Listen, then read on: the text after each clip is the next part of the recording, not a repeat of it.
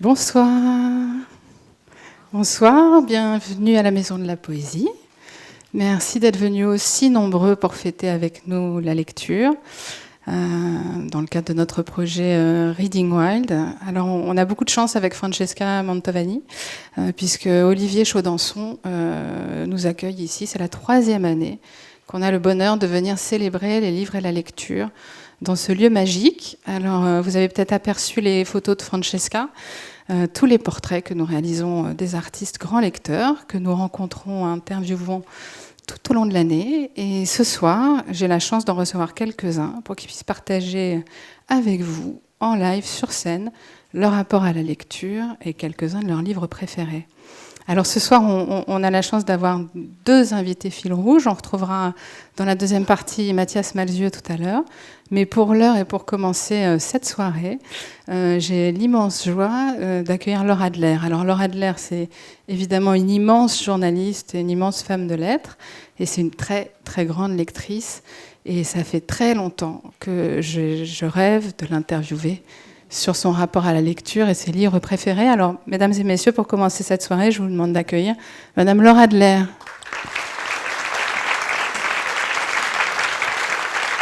Alors, vous pouvez poser votre sac là, et je vais vous proposer de lire en revanche sur le tabouret, si vous voulez. Ben ouais. Parce que quand j'ai eu Laure pour préparer cette soirée, elle m'a dit, mais est-ce que je vais pouvoir lire ? Parce qu'elle adore lire à voix haute. Et elle va vous faire un premier cadeau avec un texte de Dion Didion qui compte beaucoup pour elle. C'est à vous, là. Bonsoir. Je ne suis pas immense, mais je vais essayer de lire. Donc, je vais essayer de lire un texte d'un auteur que j'aime infiniment, qui s'appelle John Didion. Je pense que dans cette salle, il y a beaucoup de personnes qui connaissent cette écrivaine. Et si d'autres personnes ne la connaissent pas, ils ont de la chance parce qu'ils pourront lire ces quelques livres. Elle a très peu publié et des livres extrêmement courts qui sont à la fois des livres de poésie, de méditation philosophique et d'autofiction. C'est quelqu'un qui a été très reconnu dans les années 60, une immense journaliste, aussi scénariste de cinéma, qui a eu énormément de succès, qui a beaucoup voyagé, et puis successivement, 2 grands malheurs se sont abattus sur elle. Je vais donc lire le début d'un de ses livres, en livre de poche, qui s'intitule « Le bleu de la nuit ». Sous certaines latitudes, pendant un certain laps de temps, à l'approche et au lendemain du solstice d'été, quelques semaines en tout, les crépuscules rallongent et bleuissent.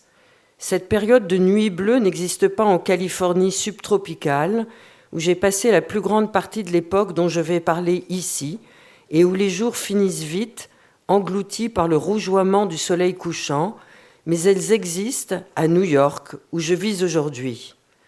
On en remarque les prémices quand le mois d'avril touche à sa fin, et que commence le mois de mai, un changement de saison, pas vraiment un redout, pas du tout un redout en vérité, mais soudain, l'été paraît proche, une possibilité, voire une promesse.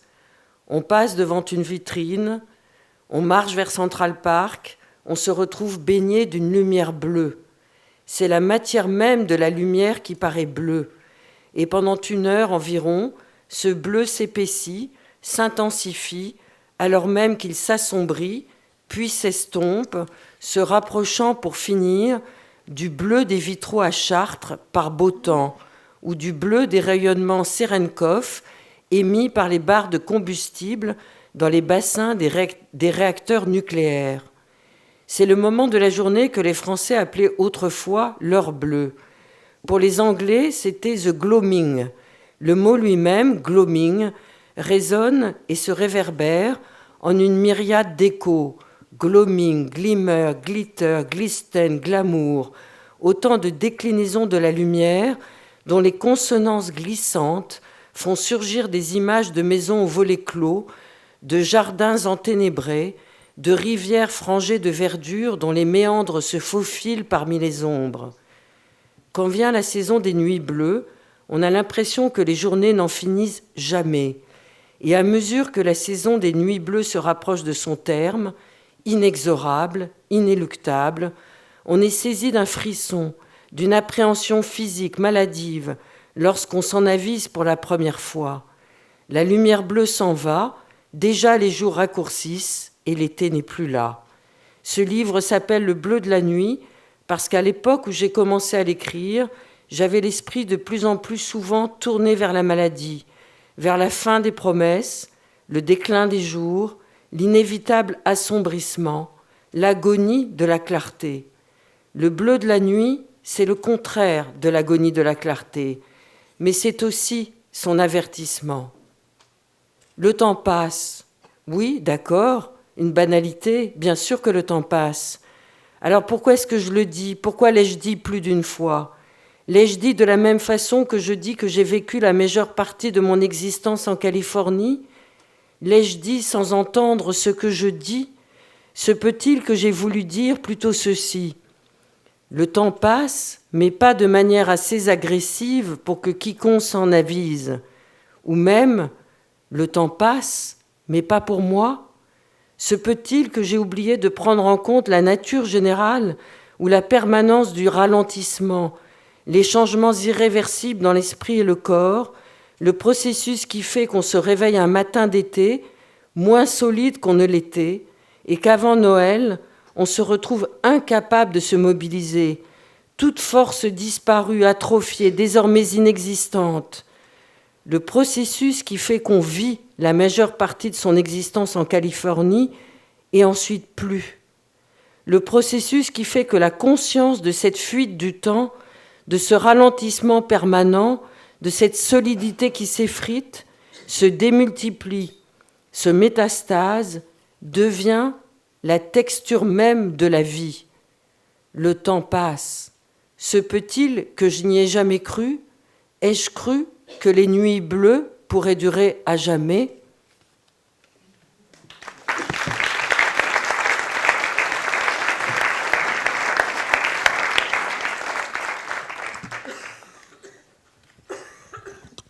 Merci beaucoup pour ce premier cadeau. Alors, peut-être dans le vif du sujet, pourquoi Didion? Parce que je l'ai découverte assez tard. Elle est très connue aux États-Unis, mais quand je l'ai découverte, ça a été une véritable révolution mentale et psychique. Elle trouve des mots extrêmement simples pour dire ce que nous ressentons toutes et tous. Et je pense que la littérature, c'est pas fait pour faire des pauses ou prendre des pauses, c'est fait pour nous émouvoir dans notre intimité. Et donc, en tout cas, elle utilise une syntaxe, une grammaire extrêmement musicale, des phrases très très courtes. Et je disais qu'elle avait successivement eu 2 très grands malheurs. Et elle a pris la littérature non pas comme remède, mais comme instrument pour essayer de se comprendre elle-même. Et en même temps, elle a décidé de publier des textes qu'elle avait écrits au départ pour elle-même et qu'elle ne pensait pas un jour pouvoir rendre publics. Elle a perdu son mari, qui était l'être qu'elle adorait le plus au monde, qui était scénariste comme elle, avec qui elle a tout partagé. Non seulement sa vie, mais les secondes de sa vie, tous ses voyages, tous les paysages. Ils nageaient beaucoup ensemble. Oui. C'était une activité amoureuse extrêmement forte entre eux. Et elle raconte, justement, dans Le bleu de la nuit, elle raconte comment, après la mort de son mari, qui est mort un soir alors qu'ils étaient rentrés, après avoir marché dans New York, il ne s'était rien passé, il n'était pas malade, tout allait très bien. Il devait sortir un bouquin 3 mois plus tard, elle en avait relu les épreuves. Bref, tout allait bien, elle préparait le dîner et puis il s'est assis autour de la table de la salle à manger et puis il est tombé. Il est parti. Et voilà, et l'ambulance est arrivée, il n'est jamais revenu. Donc elle raconte comment elle a essayé de s'en sortir et elle a essayé de s'en sortir justement grâce au clavier des mots. Et grâce à ce que permettent les mots, c'est-à-dire la remémoration, mais aussi peut-être une réminiscence des souvenirs amoureux, et notamment donc, elle raconte à l'intérieur de ce livre comment ils allaient nager tous les deux dans un endroit de Californie près d'une île parce que 3 fois par an, il y avait un type de marée qui faisait que la houle arrivait à tel moment, à tel endroit. Et alors, ils prenaient l'avion pour se retrouver dans cette marée et avec leur corps enlacé.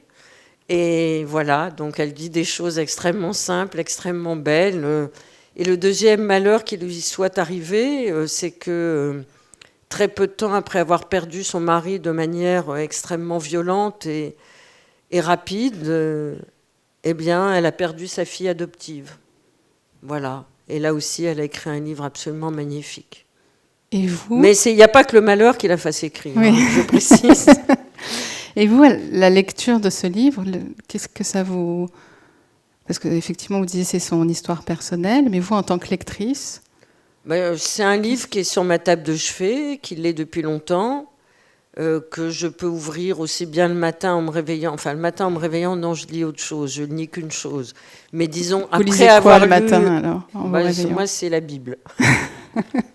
Mais après l'Ancien Testament, voilà... Ouais.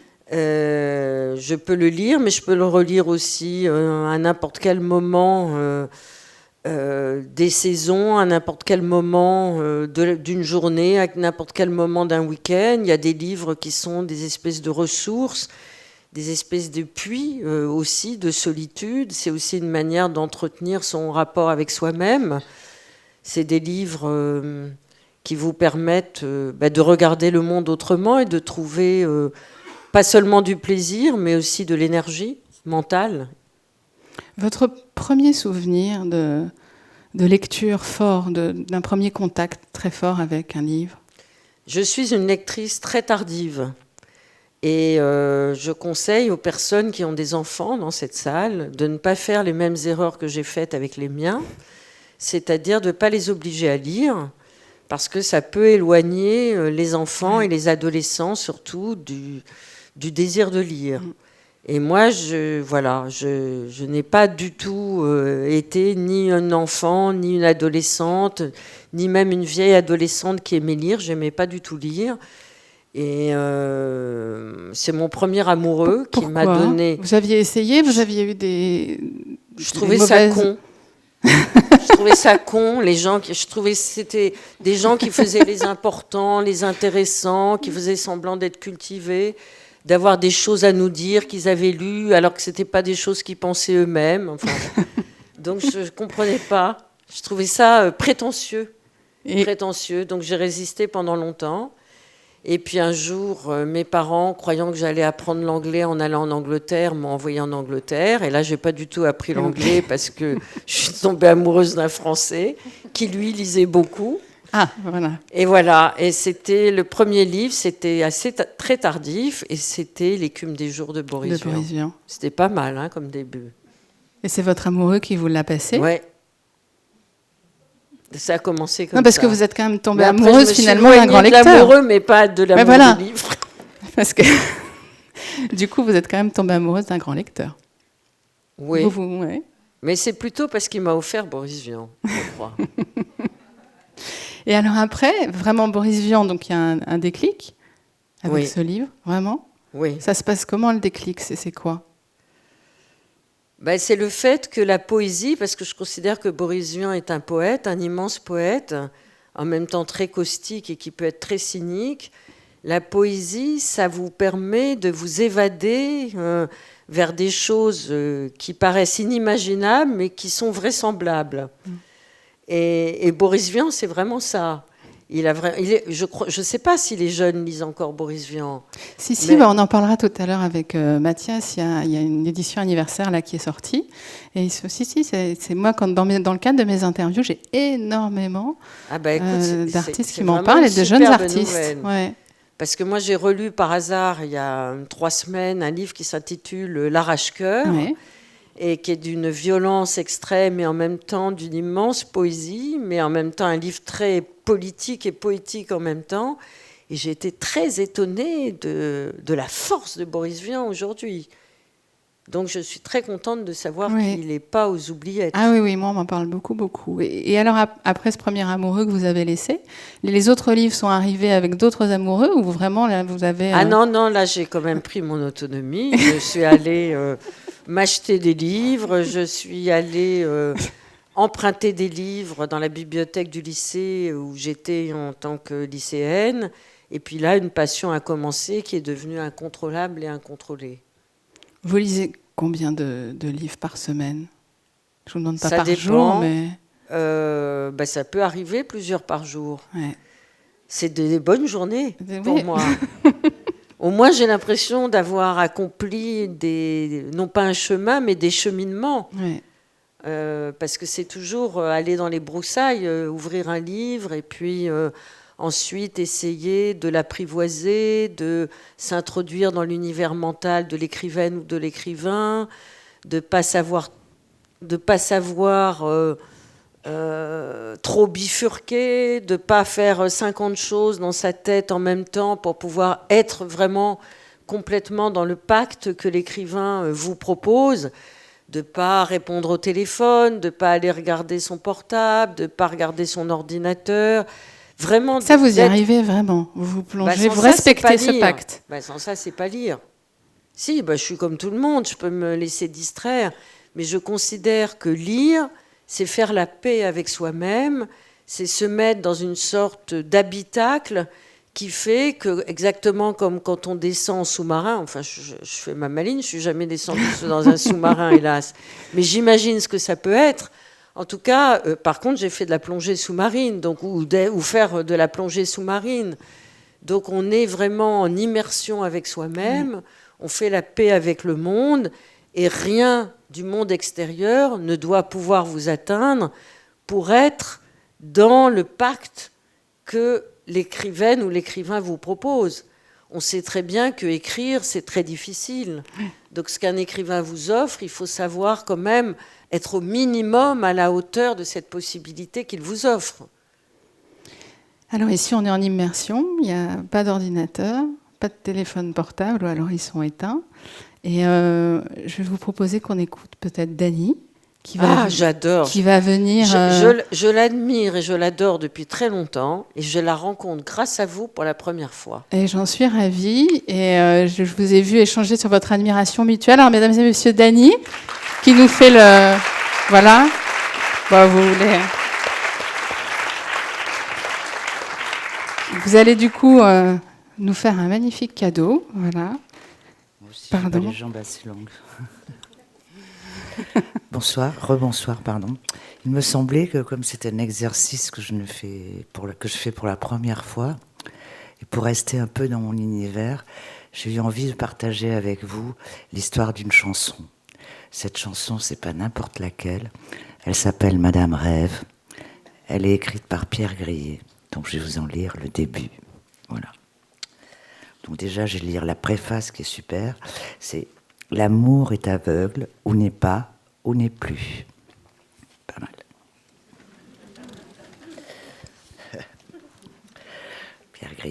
Pierre Grillet, au fait, j'ai oublié. Dans la vie, j'ai 2 passeports. Le second est une chanson. Madame Rêve, c'est quelqu'un. Fantasque, drôle, kleptomane, dépensière, égoïste, toxicomane, infidèle, belle et gracieuse. Elle passait partout et on lui passait tout. Madame Rêve, c'était quelqu'un avant d'être une chanson. Je parle d'elle pour la première fois. J'ai de la chance, je suis gâté. Jamais auparavant je n'aurais osé le formuler aussi simplement. Nulle autre chance que celle-là. À mes yeux, ce n'est pas un don, mais une faculté d'écrire, une faculté de traducteur. Comment font les gens qui ne peuvent rien faire de leur chagrin, qui ne peuvent rien faire de leur vie, aussi belle soit-elle, à part la vivre? Je les plains sincèrement, ils ne peuvent pas que crier quand ils souffrent ou quand ils aiment. Toi tu écris, tu t'en tires toujours. Quelqu'un m'a dit ça un jour, c'est vrai. Cela m'a sauvé et cela me sauve. On peut bien tout partager, le pire, le meilleur à 2. Celui qui repart avec la chanson, c'est moi. C'est injuste, je ne sais pas. À ma décharge, je dirais que je ne recule devant à rien pour qu'arrivent les phrases. Vampire peut-être, j'admets qu'au fond du trou, je prends des notes. Bachung m'intimidait, je l'ai appelé Alain plus tard. J'étais intimidée avant de le connaître, pendant et aussi après. Passe-moi des textes, je les donnerai à Alain. Cette phrase, il a fallu me la répéter plusieurs fois. C'est une erreur de croire que les batteurs sont violents. Philippe Draille est doux et il a insisté gentiment. En étant tourné, c'est le moment où il réfléchit à après. Philippe a plus confiance en moi que moi-même. Pour finir, je trie, je coupe et je fais passer des bouts, 4 feuillets. Ce que je sais d'Alain Bachung, très peu. Il vit place de la République, pas très loin de chez moi, et ce n'est pas le genre de mec qui ouvre les bras, trop pudique. J'aime ces chansons qui tranchent sur le reste, j'aime ce phrasé si particulier qui donnerait, il me semble, à n'importe qui l'envie d'écrire pour lui. Boris Berman, son seul auteur jusqu'ici, force l'admiration. Il lui sert des mots nouveaux, des combinaisons qui réveillent. De loin, on a l'impression que ces deux-là ne se quitteront jamais. Je sais également, je me renseigne, que son exigence le pousse à ne jamais se répéter, c'est-à-dire ne jamais employer le même adjectif ou le même mot dans 2 chansons, même à des années d'intervalle. Elle vendait des arrosoirs, il fallait l'arroser tous les soirs. C'était une phrase parmi mes notes.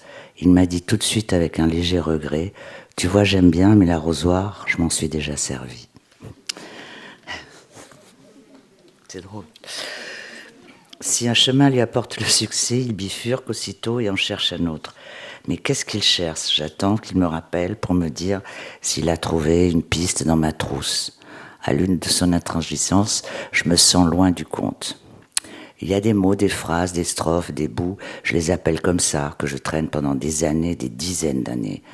Dans ce que j'ai envoyé à Alain, il y a différentes couches de ma vie, du récent et du comptoir et du sédiment. Madame Rêve s'appelle Natacha.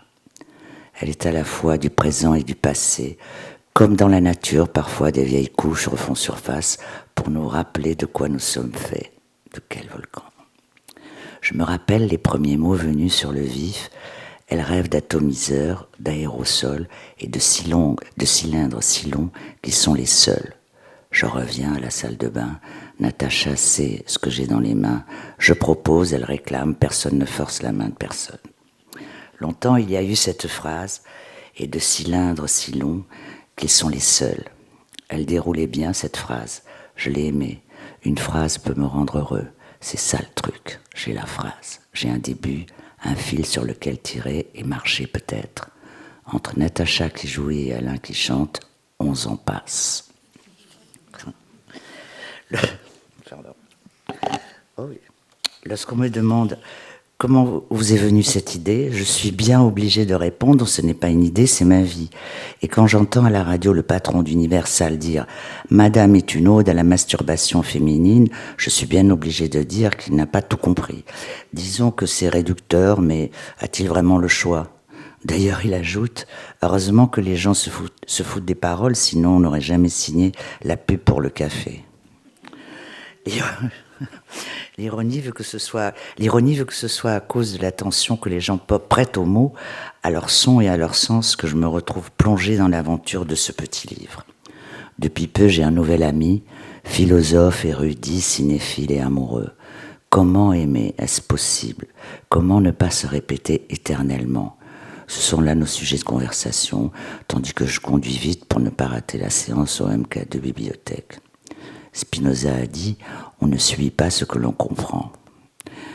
Il y a des phrases comme ça qui, comme la loupe du couteau suisse, peuvent vous sauver. J'ai renoncé à me comprendre si souvent que cette phrase me parle. Elle s'adapte à tout. Je suis en train de récapituler en silence tout ce que j'ai subi, faute de l'avoir compris, quand Madame Rêve passe à la radio. Monte le son, j'adore cette chanson, je m'exécute, je le laisse dire tout le bien qu'il en pense et je lui apprends que c'est moi qui l'ai écrite. S'il en était besoin, je sens que je monte dans son estime. Pour finir, nous n'allons pas au cinéma, il me questionne, je me laisse faire et comme ça, à brûle-pourpoint, il me propose d'écrire un petit livre. C'est son expression, instantanément. Le mot « petit » me rassure. Merci beaucoup. Mais c'est à lire jusqu'au bout, Madame. Merci Dany. Je vous rejoins. Alors, Merci pour ce choix. Quand on s'est parlé, vous m'avez dit j'ai très envie effectivement de partager un texte qui parle et de musique et de littérature. Oui. Vous m'avez dit Madame Rêve et elle existe. Oui, c'est le livre du livre, pardon. Ouais. Merci pour cette belle lecture. Alors je ne voulais pas vous laisser partir sans vous poser quelques questions de notre petit questionnaire. J'écoute. Question. Alors Dany, quelle lectrice êtes-vous ? La lectrice que je suis, c'est en dents de scie, je crois. Comme disait Laure tout à l'heure, il me semble que quand on se met dans un livre, il faut faire... c'est comme une bulle. Si on a le téléphone, il faut relire 3 phrases avant ou 2 pages avant. Donc moi, c'est en dents de scie. Quand je m'y mets, je m'y mets. Pour vous, lire, c'est quoi ? En un mot, s'il fallait un seul mot. S'évader, je pense. Oui. Vous vous évadez par la lecture ? Si on rentre à fond dans un livre, où on l'arrête au bout de 15 pages, où on est parti, quoi. Votre premier souvenir de lecture ? Alors, premier souvenir de lecture, ça j'en suis sûre, c'était Les Malheurs de Sophie, la comtesse de Ségur. Ça, on a mis des piles, Les Malheurs de Sophie, va à l'école, comme sûrement Martine aujourd'hui, j'en sais rien. Et alors, le premier livre qui vous a marqué, qui vous a séduit, pour lequel vraiment vous avez eu un... Alors, celui qui m'a séduit, où je me suis vraiment... Je croyais que j'aurais pu l'écrire, c'est le livre de Françoise Sagan, Bonjour Tristesse. Bonjour Tristesse, oui. Ouais, là j'étais, je sais pas, je devais avoir 16 ans ou un truc comme ça, et ce livre, ça m'a envahi. Le livre que vous emmèneriez partout avec vous ? C'est le livre que ma sœur a fait il y a assez longtemps, sur les femmes et le sport, l'athlétisme, avant-gardiste, visionnaire, et puis c'était ma sœur. Le livre que vous n'avez jamais réussi à finir ? Je me rappelle plus du titre, franchement. Si je l'ai pas fini, c'est que il n'avait aucun intérêt. Le chef-d'œuvre que vous aimeriez relire pour la première fois ? Le chef-d'œuvre...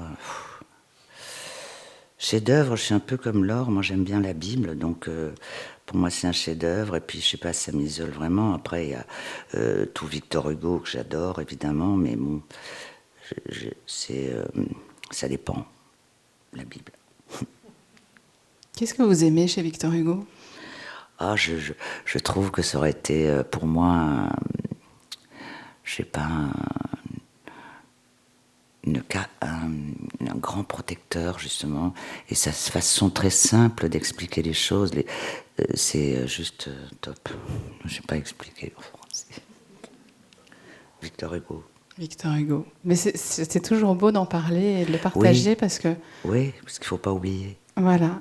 Et faut transmettre. Il faut transmettre. Et alors, pour terminer, si vous deviez garder qu'une seule phrase, pour vous, les livres sont quoi ?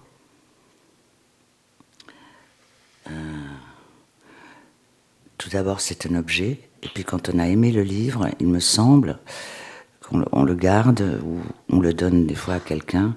Mais pour moi, c'est un très bel objet. De personnes qui savent écrire, qui vous font rêver, pleurer, emmener en voyage. Alors, c'est un magnifique objet. Oui, c'est un objet. Et je voulais... Oui. Avec des mots dedans, écrits. Mais oui, mais ça a l'air banal. Mais aujourd'hui, avec la numérisation, etc. C'est impossible de lire sur un écran, quoi. C'est pas possible, ça, pour moi. Après, c'est beau, c'est pas mal. Mais c'est un bel objet. Et je suis très contente que vous ayez été avec nous ce soir. Moi aussi. Je sais que vous préparez un très beau spectacle. On va essayer. Que vous allez créer au mois de mai, où je crois que vous allez mêler vos chansons avec des textes. Oui, justement, parce que avec le temps qui passe, je trouve qu'il y a des écrivaines qui sont un peu oubliées. Et donc, j'ai pris des petits morceaux de phrases, de textes comme ça, puis on le met dans les chansons. C'est un exercice. Il faut bien faire un peu nouveau. Mais comme ça, on transmet. Par exemple, là en ce moment, je suis en train de lire les lettres qu'a écrit Calamity Jane à sa fille. C'est un bijou. Voilà, donc juste une lettre, c'est pas mal. C'est pas mal, et je crois que vous serez accompagné de votre guitariste Oui, favorite. Émilie Marche, oui, bien sûr. Ouais. Oui. Et on pourra vous écouter où? Peut-être ici, j'en sais rien. Et au Festival d'Avignon, en tout cas, je bien crois. sûr, bien sûr, voilà. bien sûr. Eh ben, merci beaucoup. Je sais que vous étiez très émus d'être avec nous et de partager cette lecture. Merci d'avoir été là. Merci, Dany.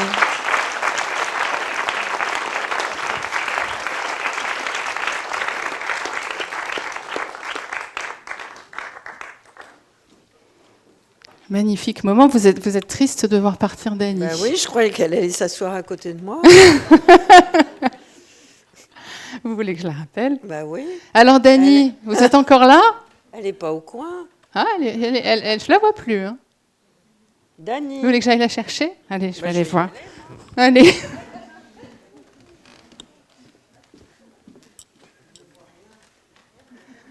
Vous voulez... Bon, si elles ne reviennent pas, on va pouvoir partager. Je vais vous soumettre le questionnaire lecture.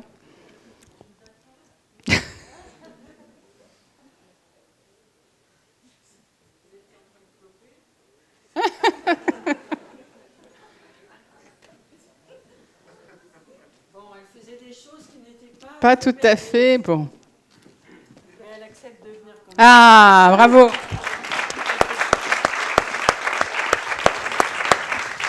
Il y a un micro qui est juste là, Dany. Voilà le micro. C'est un micro. Oui, j'ai vu le désespoir de Laure de vous voir vous éloigner.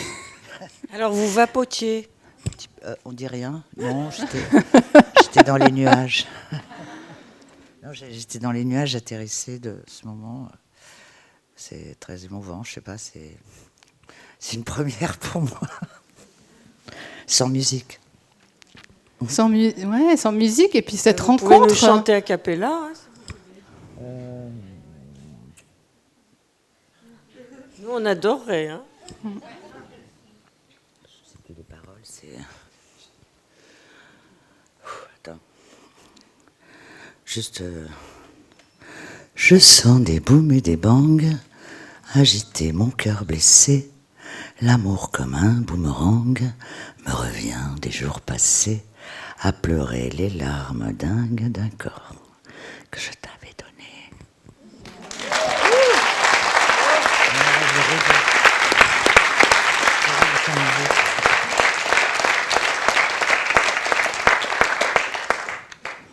Oui, c'est une belle émotion, puis cette rencontre finalement entre vous ce soir.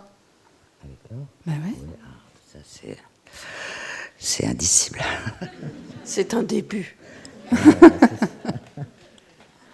Alors, de quoi vous parliez, là ? Parce que c'est bien, mais bon, continuez. On parlait de lecture, de livres, et Laure va nous parler, comme dans un vrai petit book club.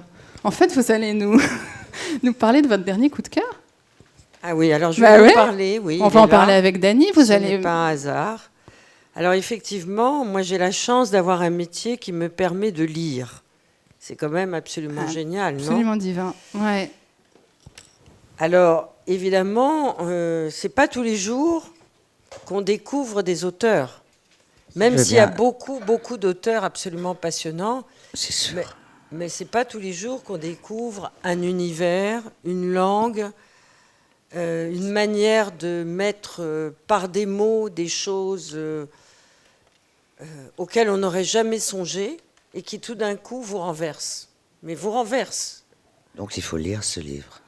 Vous n'êtes pas obligé. Non, mais là, comme c'est... mais moi, voilà, il arrive chez moi beaucoup de livres. J'imagine. Donc on ouvre les paquets avec toujours le cœur qui bat un peu, en tout cas moi, et je me dis toujours, je vais trouver un livre ou un auteur qui tout d'un coup va changer ma vie. J'attends ça tout le temps.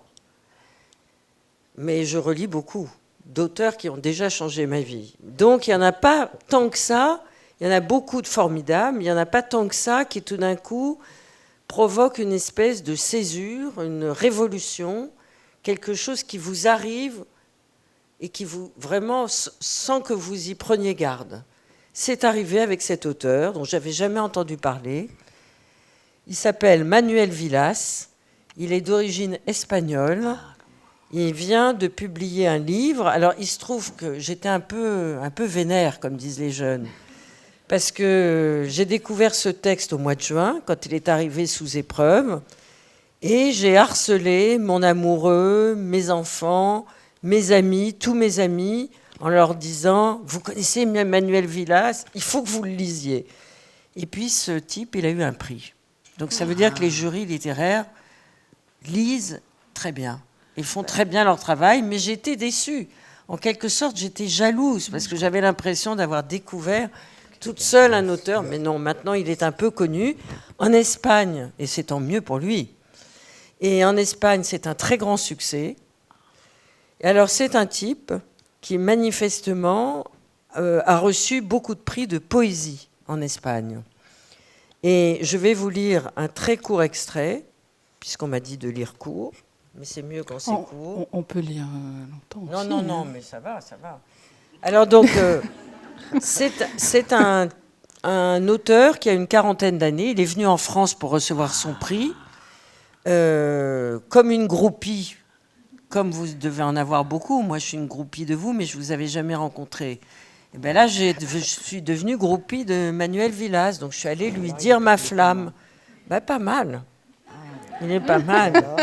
Mais alors, ce qui est marrant, alors attendez, je termine vite. Oui. Ce qui est marrant, c'est que ce livre s'est construit sur un très grand malheur. Et c'est l'écriture du désastre. Et pour moi, il est vraiment dans la ligne de Franz Kafka. C'est dire à quel point je le porte haut. Hein.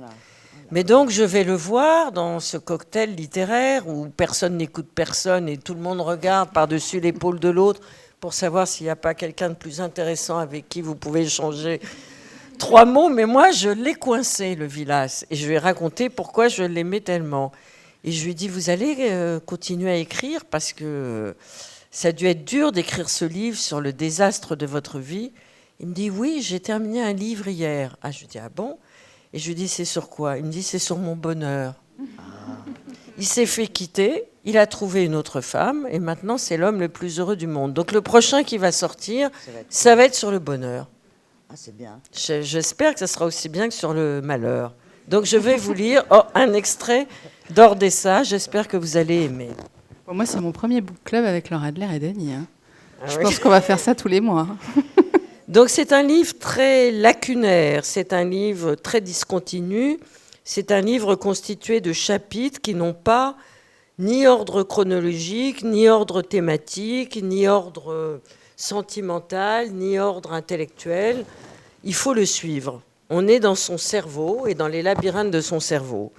Donc je prends au hasard une double page. En fait, c'est un livre sur l'amour de ses parents, tous les deux disparus. À la fin des années 60, mon père nous emmenait en vacances dans une pension d'une petite ville de montagne, Jaca. Il connaissait l'établissement par son travail de voyageur de commerce et selon lui, on y mangeait très bien. Il était ravi de nous y emmener, d'être là avec sa famille, d'être avec les siens, dans un endroit où il se rendait habituellement seul et de nous faire cadeau de sa découverte. C'est ça, il nous offrait une découverte, une victoire. Il avait raison. On mangeait très bien dans cette pension. Il faisait une omelette exquise et mystérieuse dont je n'ai jamais retrouvé le goût dans aucune autre omelette. J'avais 7 ans à l'époque, c'était donc plus ou moins en 1970. L'image que j'ai de ces années implique une distorsion immatérielle. Je vois des choses qui brillent, de la poussière jaune, des grands meubles anciens à l'état liquide, des corps irréels, des odeurs saines mais défuntes. Autrefois, je crois que les odeurs étaient plus agréables. Enfin, peut-être pas plus agréables, mais plus naturelles. La salle de restaurant de la pension avait un petit air du XIXe siècle. C'est en tout cas ainsi que je me la rappelle. Très blanche. Les nappes étaient coupées dans du bon tissu. Un escalier en bois menait aux chambres dont les portes étaient hautes. Les lits m'effrayaient. Pour le dîner, il y avait au dessert un délicieux flan maison. On me laissait entrer en cuisine. Je n'avais jamais mis un pied dans la cuisine d'un restaurant et j'avais été impressionnée par ses grandes dimensions, toutes ces poêles, ces casseroles et ces personnes au travail.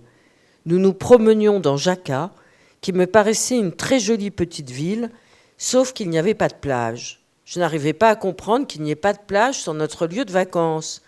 Ma mère m'emmenait à la piscine municipale. C'est là qu'on m'a appris à nager et que j'ai beaucoup bu la tasse. C'était l'époque du boom des piscines municipales. Toutes les villes de plus de 10 000 habitants s'étaient émancipées des rivières et des fleuves.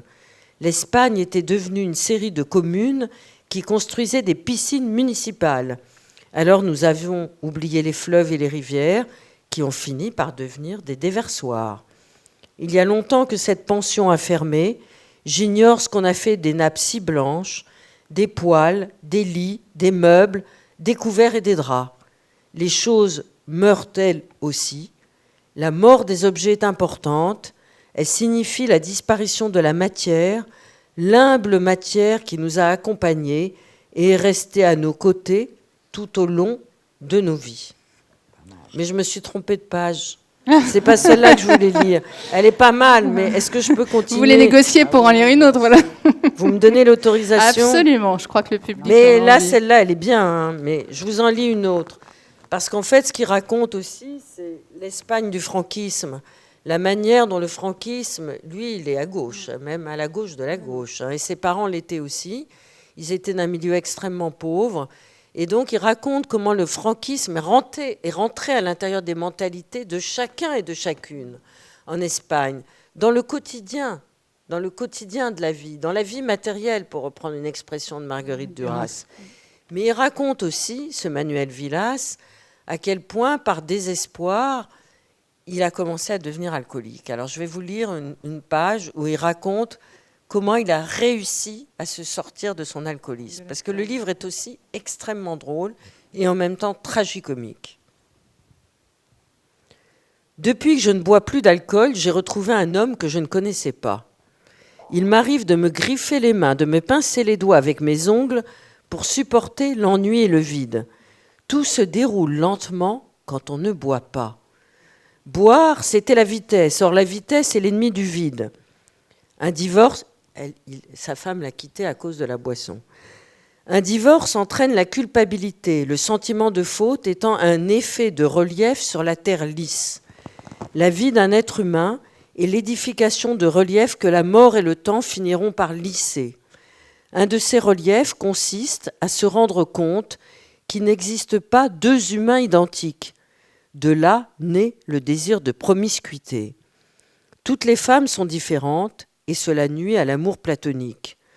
À l'âge que j'ai, je ne dirais pas que les sexes importent peu, mais à travers le sexe, on a tout à coup l'impression de découvrir une dimension qui n'est de nature ni corporelle, ni strictement libidineuse. Eros est assurément un ordonnancement de l'esprit fondé sur la convoitise des détails de ce qu'on aime. C'est une inclination qui nous pousse vers la beauté. On passe de la luxure à la beauté en empruntant un chemin bordé d'arbres touffus qui sont nos années, celles qu'on a célébrées. Par conséquent, dans ma vie comme tant d'autres, le platonisme et la promiscuité se sont livrés bataille. C'est toujours douloureux, mais pour finir, un divorce dans le monde capitalisme se résume à une lutte pour le partage des biens, car l'argent est plus fort que la vie, la mort et l'amour. L'argent est le langage de Dieu. L'argent est la poésie de l'histoire. L'argent est le sens de l'humour des dieux. La vérité est ce que la littérature a de plus intéressant. Raconter tout ce qui nous est arrivé de notre vivant. Ne pas raconter sa vie, mais la vérité. La vérité est un point de vue qui brille aussitôt par lui-même. La plupart des gens vivent et meurent sans avoir été témoins de la vérité. Le côté comique de la condition humaine, c'est qu'elle n'a pas besoin de la vérité, considérée comme un ornement moral. On peut vivre sans vérité, car elle est une des formes les plus prestigieuses de la vanité. Je pourrais vous lire tout le livre. Donc ça s'appelle Ordessa et c'est publié aux éditions du Sous-sol. Ouais. Et je voudrais rendre hommage, parce qu'on ne le fait jamais assez, aux livres étrangers qu'on lit avec passion, sans jamais citer leurs traducteurs, qui font un travail absolument remarquable. Et donc c'est traduit par Isabelle Gugnon. Eh bien, merci pour cette magnifique découverte. Manuel Villas, Ordessa. Alors, on va libérer Dany. Mais... Parce que c'est un moment de luxe. Ah, merci. C'est un grand moment de luxe. Au lieu de lire, d'entendre Laure lire des choses, c'est extraordinaire. Donc, j'espère que vous allez lire ça. Ben oui, bien sûr que je vais le lire. Manuel Villas, en plus, il est beau. Alors donc. Voilà. Merci beaucoup. Merci Dany. À très bientôt. J'espère ici avec votre spectacle vous retrouver bientôt. C'est par là. Le sac de l'or. C'est par là.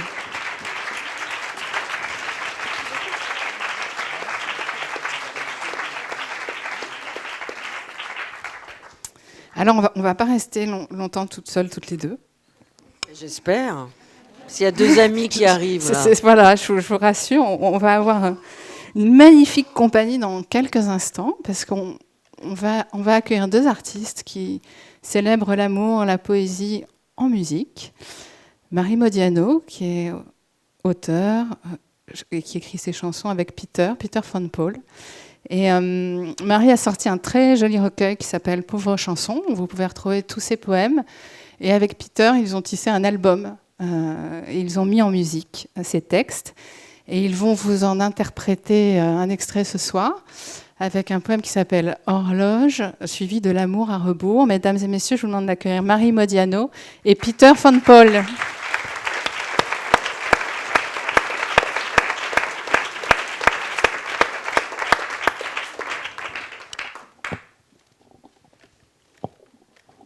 Bonsoir. Bonsoir.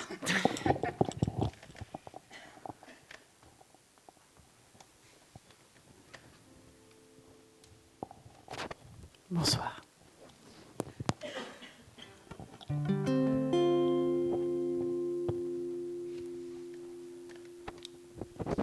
Dans l'eau, ton reflet, ou bien le mien.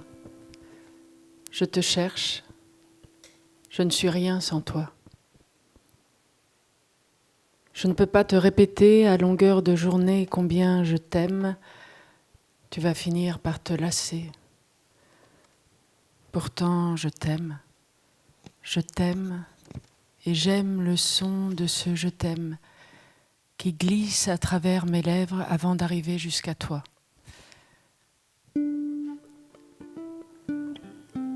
Hier, j'ai écrit dans mon cahier le mot infini plusieurs fois. J'ai espacé les lettres sur la page blanche tout en tentant d'y superposer des images dans mon esprit.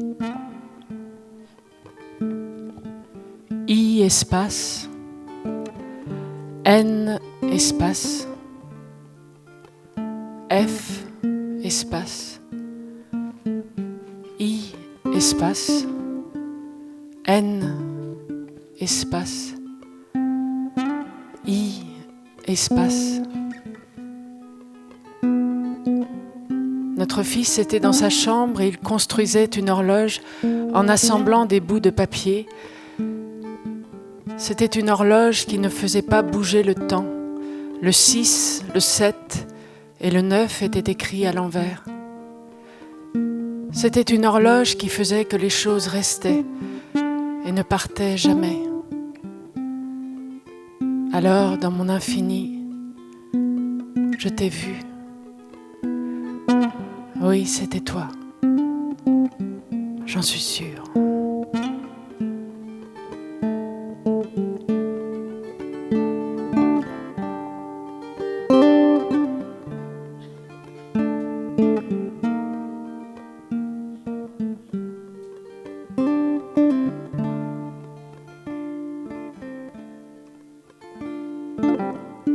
L'éternité enlace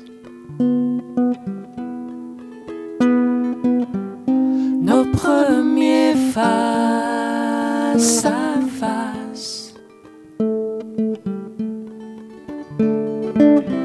Serons-nous au rendez-vous?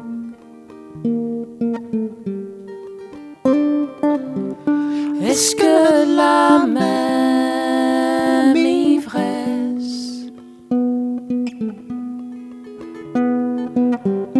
le besoin de tendresse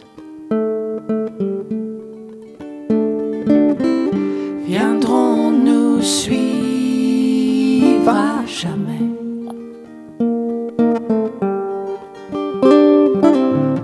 Qui sème l'amour à rebours, celui qui n'a pas d'âge.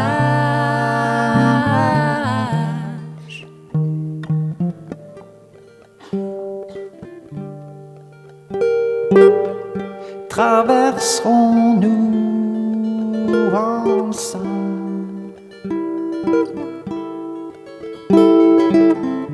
De longs passages qui tremblent, sans s'éloigner l'un de l'autre, qui sème l'amour à rebours, sans jamais faire naufrage.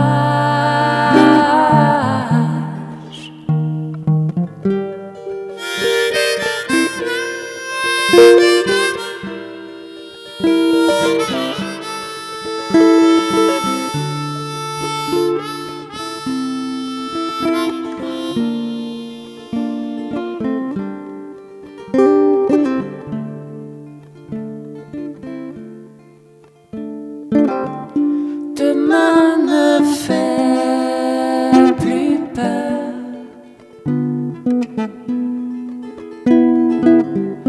ici ou bien ailleurs.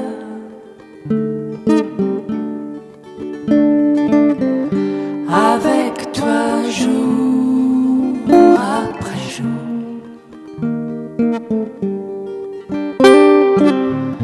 qui sème l'amour à rebours,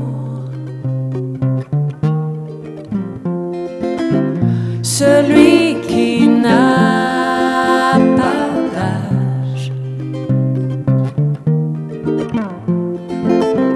Si on s'aimait pour toujours,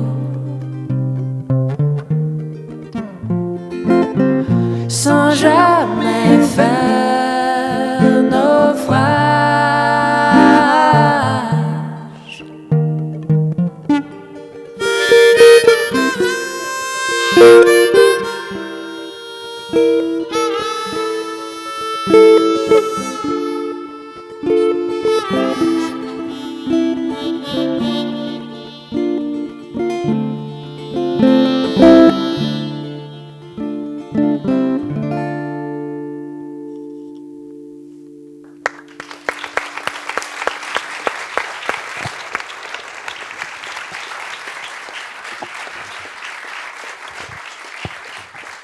Merci. Merci beaucoup. Je vous rejoins avant que Peter ne se sauve parce que je sais qu'il est timide. Merci beaucoup d'être venu. Je crois que vous êtes en train d'enregistrer, de finaliser votre album, le prochain album. Oui, le premier album de duo. Oui. C'était pour valider et qui reprend, je crois, des grands standards. C'est un mélange de composition originale et de reprise. Et en fait, il y a un spectacle qui va... ça a inspiré un spectacle qu'on a joué le mois dernier à Beaubourg ouais. et qui va tourner. Donc, En fait, c'est la première fois qu'on fait ça. Il y a des textes aussi, mais de la vidéo, et c'est un spectacle qui accompagne ce prochain album. Bon, qui sort au printemps. Au printemps. Bon, merci beaucoup Peter. Je vais garder un petit peu Marie avec nous. Et merci beaucoup pour ce joli moment. Merci. Venez. Vous pouvez vous installer là. Alors voilà, on est avec Marie Modiano. Vous vous connaissez? Elle a accepté mon invitation. Elle est venue un jour dans l'émission que je fais et c'était magnifique parce que Marie, vous aviez accepté de dire vos poèmes et vous aviez accepté d'improviser aussi musicalement. Voilà, c'était merveilleux. Et on s'est rencontrés la première fois, je crois, ici. Oui. Dans des tristes circonstances. Voilà, dans des tristes circonstances. Mais on va en parler puisque vous avez commencé. Voilà. C'était une soirée très triste. Et j'en profite pour remercier Olivier Chaudançon. Je ne sais pas s'il est dans la salle. C'est la personne qui s'occupe de cette maison de la poésie, mais qui avait accepté cette idée que nous puissions rendre hommage à une amie qui avait disparu extrêmement jeune et de manière extrêmement violente, qui était écrivaine, qui s'appelait Emmanuelle Bernheim. Et on a fait cette soirée en son hommage et vous étiez venu dire des poèmes pour elle. Donc c'est un lieu c'est vrai. Vous jouez souvent et que j'aime particulièrement, et à chaque fois j'ai des souvenirs intenses ici. D'ailleurs, il y a 2 ans. On s'est rencontrés ici même pour la première nuit de la lecture avec Reading Wild, et on avait fait le questionnaire lecture. Alors Marie, je vais profiter de votre présence quand même pour vous demander quelle lectrice êtes-vous, Marie Modiano? Une lectrice consciencieuse. Enfin, ça paraît un peu ennuyeux, mais c'est-à-dire que même si je n'aime pas un livre, je suis obligée de le finir. Non, mais après, je ne fais pas le même métier. J'imagine si je recevais 50 livres par semaine. Mais comme je choisis mes lectures assez méthodiquement, en général, je me dis peut-être à la dernière page, il y aura quelque chose que je vais aimer. Donc, j'arrive pas. Après, j'exagère, j'ai dû abandonner quelques voilà, livres. mais pas si souvent que ça. Donc, et puis un peu comme tout le monde, quand je découvre un auteur, je suis un peu méthodique, méthodique, monomaniaque. Donc, et surtout passionné, puisque comme les livres ou les personnages de romans m'ont accompagné, m'accompagnent en fait comme des amis, donc j'ai un rapport au livre assez vivant. Enfin, pour moi, les livres, c'est la vie en fait.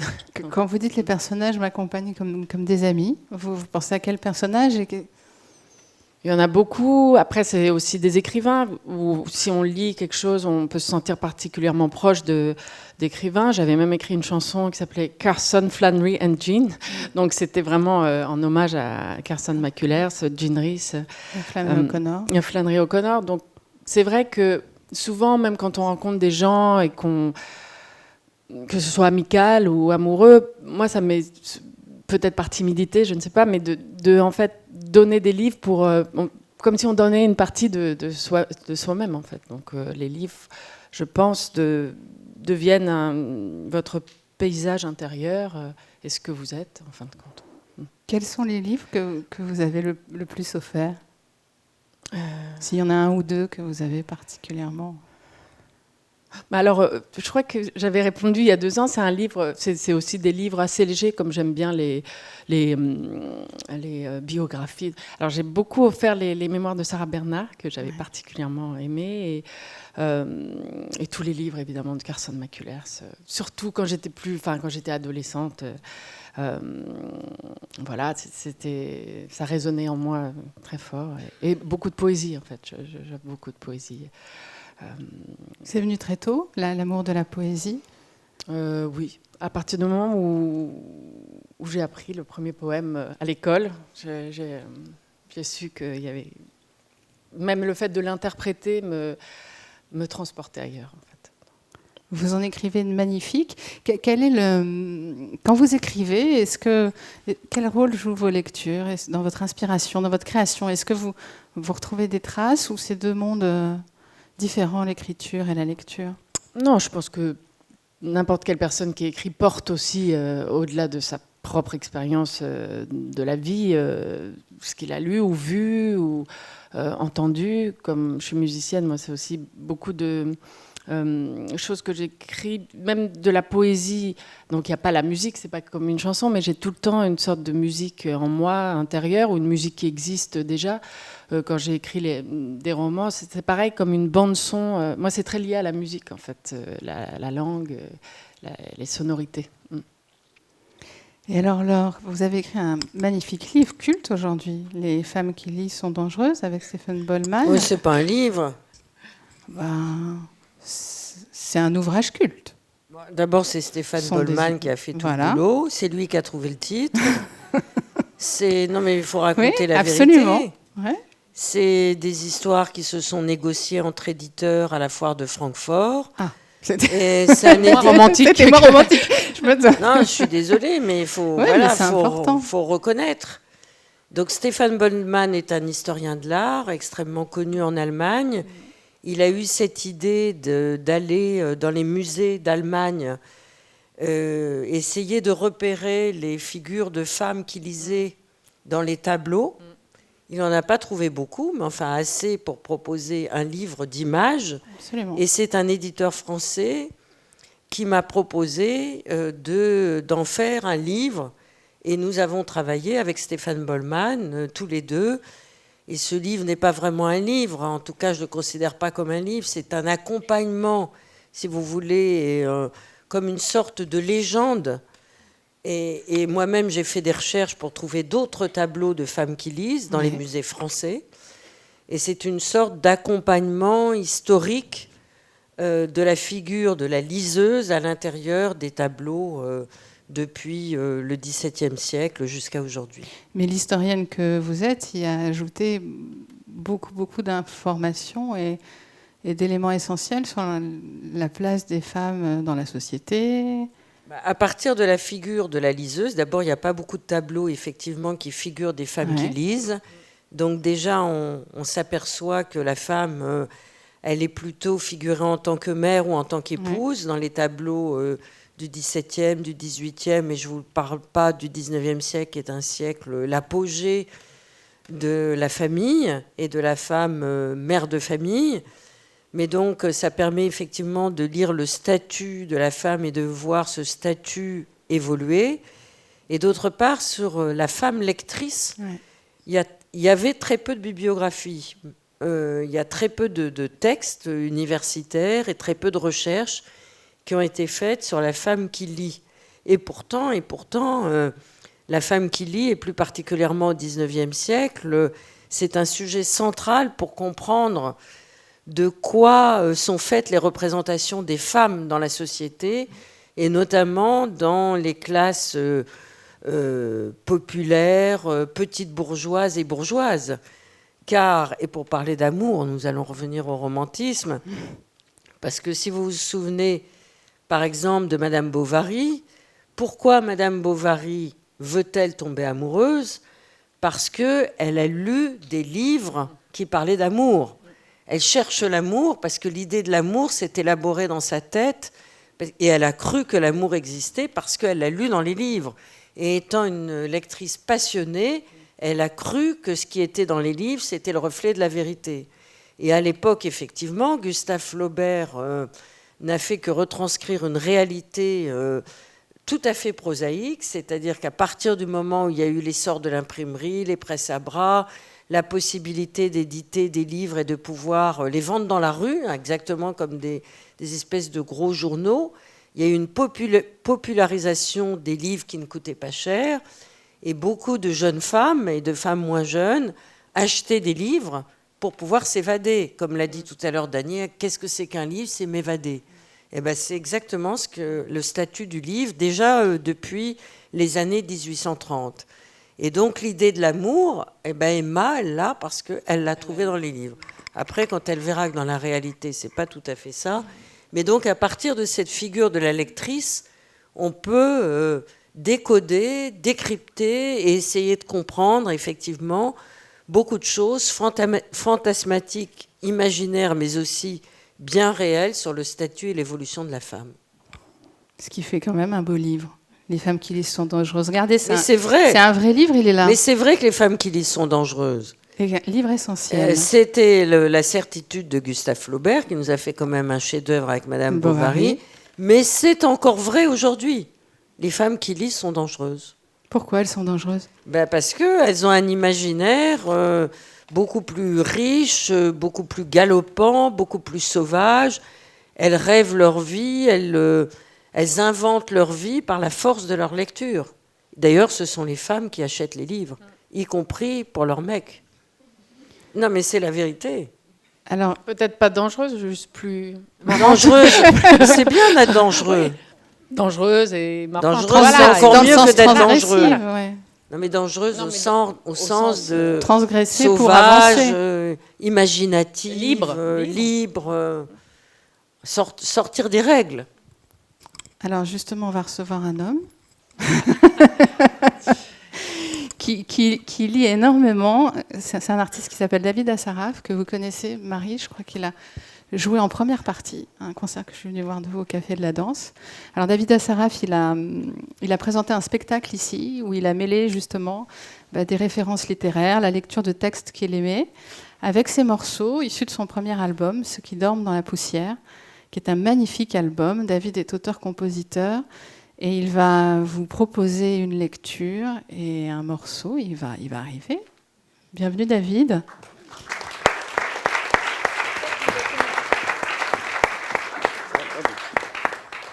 Il était bien, il peut rester. Je peux changer de texte. Bonsoir.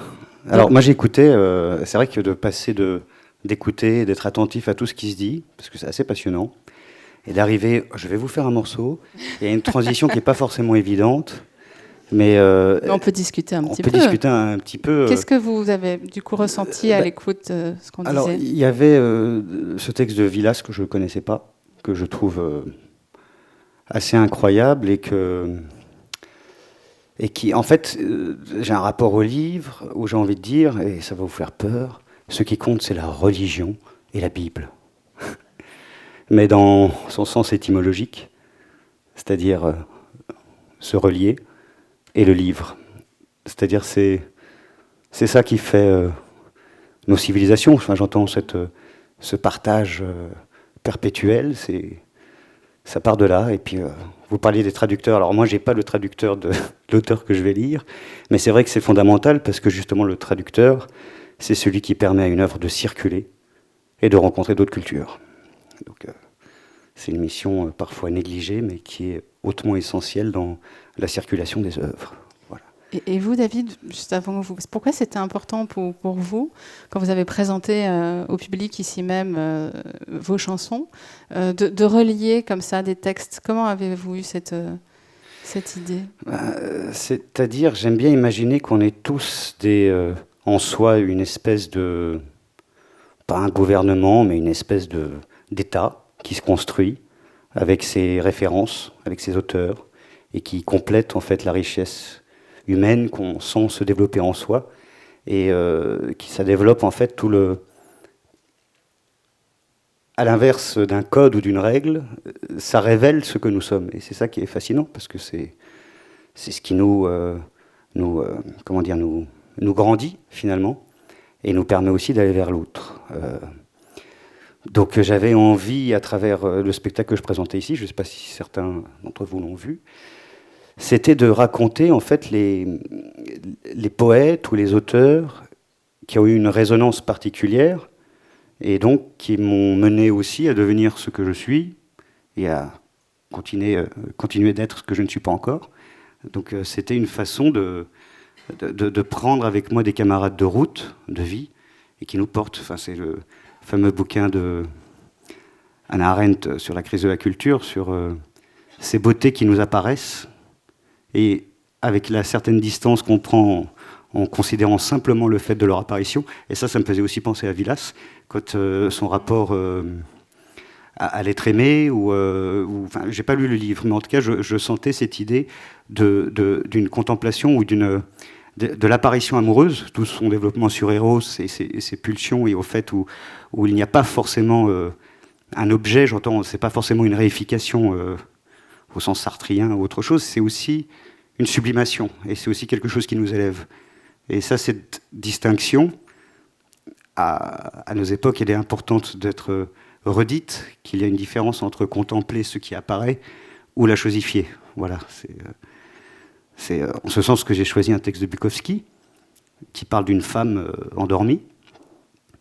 Et justement, il la décrit comme cette apparition, et comment il perçoit cette apparition avec une distance, et comment il raconte uniquement ce à quoi il assiste, en fait. Et c'est en ça que j'ai aussi choisi ce texte, c'est que les histoires d'amour, ou les poèmes d'amour, je sais qu'il y en a beaucoup, mais c'est la première rencontre avec l'autre. Et c'est cette altérité première qui nous fait accepter l'autre dans ce qu'il est, différent de nous, justement. Et c'est pour ça que j'aime ça. Eh bien, on va vous écouter, et surtout après aussi écouter une de vos chansons.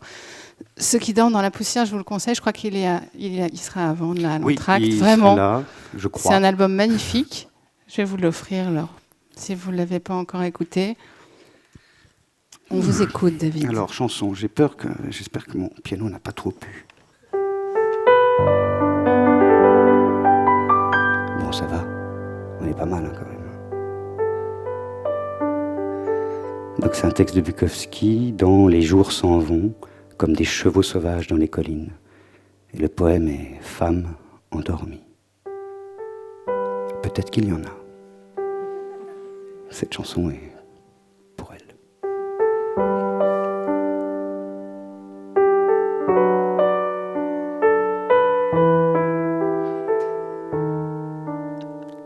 Je me suis assis dans le lit, au milieu de la nuit, et t'écoutes ronfler.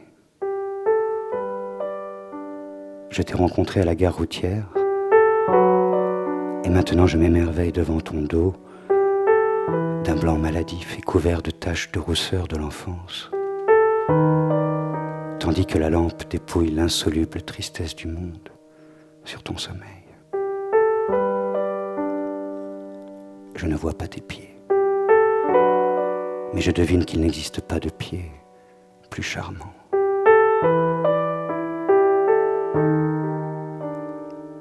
À qui appartiens-tu? Es-tu réel? Je pense à des fleurs, des animaux, des oiseaux. Ils semblent tous si bons et si manifestement réels. Tu ne peux pourtant pas t'empêcher d'être une femme. Nous sommes tous choisis pour être quelque chose. L'araignée, le cuisinier, l'éléphant. C'est comme si chacun de nous était une peinture accrochée sur le mur d'une galerie.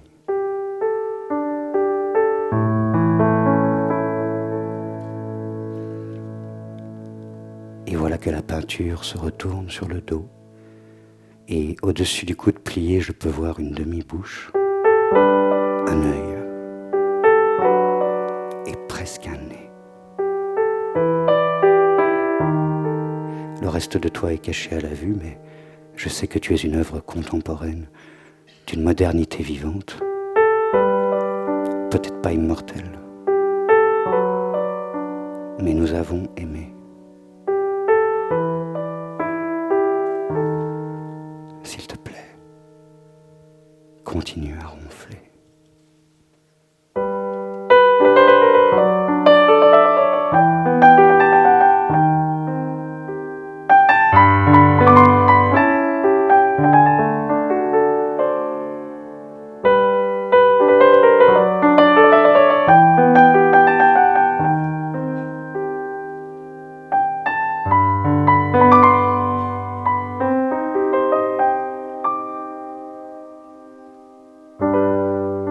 J'ai rêvé cette nuit d'un souvenir enfui j'étais devant ta porte, j'espérais que tu sortes. Le ciel gorgé de pluie, tout chignon comme un fruit que je pressais souvent. Je me souviens ce jour, petite fée dans la cour. Si je n'aime la vie, j'aime encore ce moment. Je vois tes yeux qui brillent, valser dans Bastille. Tes taches de rousseur qui m'arrachaient le cœur. La chaleur rue Sainte-Anne, l'enfance qui se pavane. La vie était devant. Je me souviens ce jour, on n'a pas fait l'amour. Si je n'aime la vie, j'aime encore ce moment.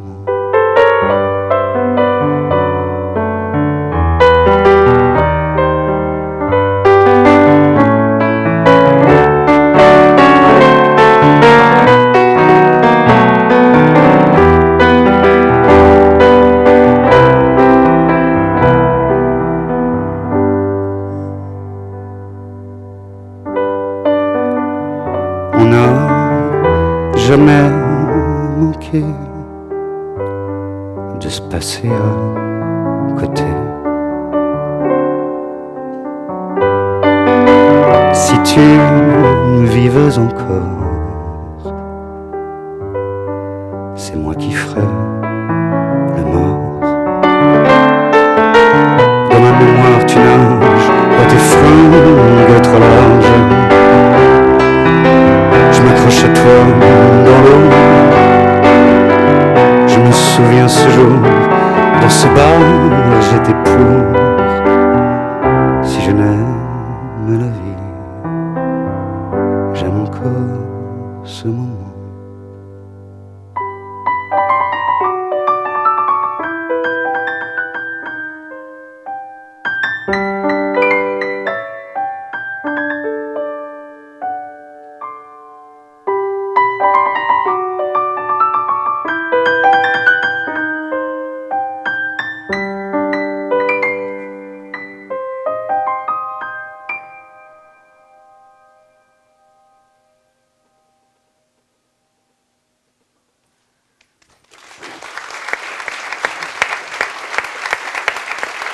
Voilà. Merci beaucoup et merci pour l'invitation et merci pour ces découvertes et ces belles lectures. Voilà, donc ça continue. Avec plaisir. Oui, ça continue. On a fait un beau concert aussi aux Trois Baudets avec vous. Voilà. Donc il y a plein de belles histoires sur scène à raconter, de lecture, de littérature et de chansons. Et pourvu que ça dure. Et pourvu que ça dure. Merci beaucoup, David. La première partie touche à sa fin. Laure, merci beaucoup pour ce beau moment. J'espère que vous avez passé un bon moment. Ben oui, mais je vais aller retourner lire. Hein.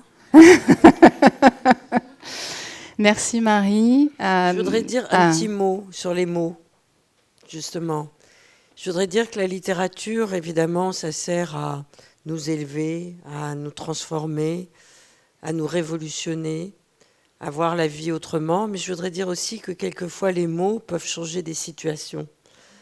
Et je voudrais dire que le livre de Vanessa Springora, qui s'intitule « Le consentement », et qui est aujourd'hui un très grand succès, alors qu'il est en vente depuis 15 jours, est en train de transformer une situation.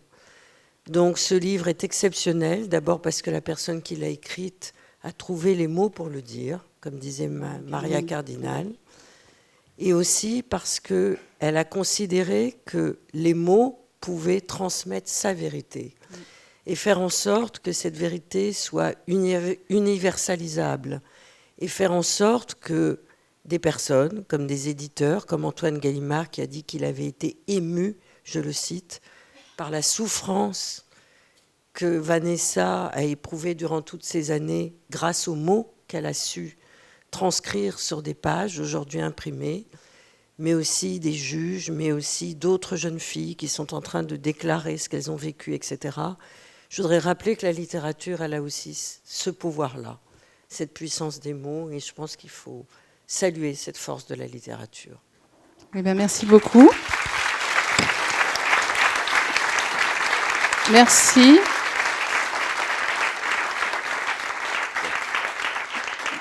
Ça y est, vous repartez lire. Bonsoir.